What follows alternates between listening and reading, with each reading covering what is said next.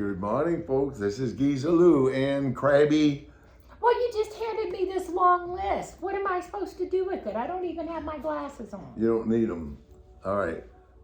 This is going to be life stories with Lou. Remember we talked about doing those? Yeah, but we're doing that today?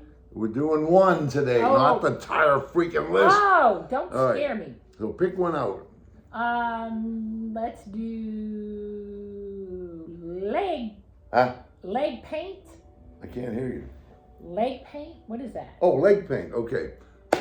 See, this is what happens when you get really, really old.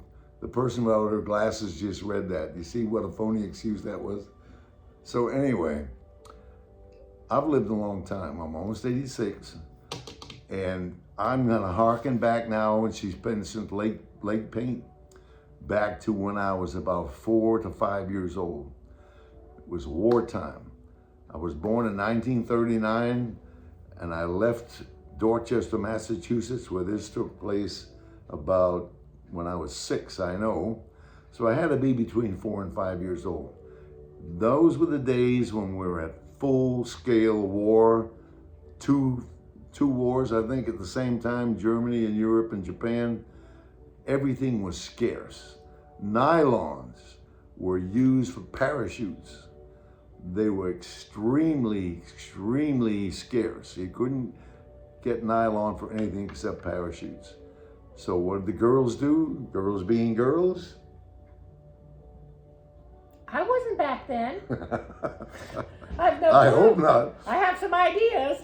The girls would sit on the front steps with mercurochrome and paint their legs because it was the same color as nylons in those days. And I can remember, I think maybe this is one of the reasons I love women so much all my life.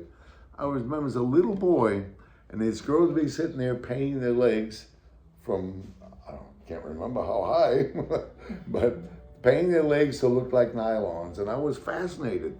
And they'd talk with me and they'd be nice to me. And so all these years, that's something I've never forgotten, is during wartime, scarcity. And I can tell you some other things about that period, maybe in another life story. Girls would sit there and they'd paint their legs to look like nylons. And I thought it was fascinating. What was the stuff again? Mercurochrome. What's that? That's iodine light. It looks just like iodine, but it doesn't sting. Can I tell you what we did back in the day? Yeah, come and tell us. Lean forward. Come here, you. We used to take iodine and put it in oil. That's for sunburn. No, iodine. On your legs? Yes, change the color to a tan look. Really? Now, see, I didn't know that. And see, it proves nothing of this is subscripted. What is it? Not scripted, Lou. Non-scripted, because Unscripted. I didn't know there was such a thing. So you see, girls will be girls no matter what. That's number one. So tell me how you did that. I'm trying to remember, but I just know we took the iodine and did something with it. Was it the It had to be iodine? baby oil. But No. that's when you did it for tanning. Yeah, we wanted a tan. Well, that's what I'm talking. That's I'm not talking about that. I'm talking about girls doing it to make it look like they were wearing nylons. I know, and what they did Yeah. when they couldn't get the nylons, they painted it on. Correct. And when you can't afford nylons, The same thing. or you can't afford certain things, Yeah. like the spray-on tan they had Yeah. was like $6, and back then that was expensive. So Right. somebody hacked it. We didn't have YouTube to say, oh, you could do that. They took the iodine and then did something else. I can't remember. Does anybody remember what we used to do back in the 80s to get our legs tan when we didn't have the money to buy the stuff? That's just a question. It is a good question. And another thing, we're just ordinary people. You can tell by how lame my videos are.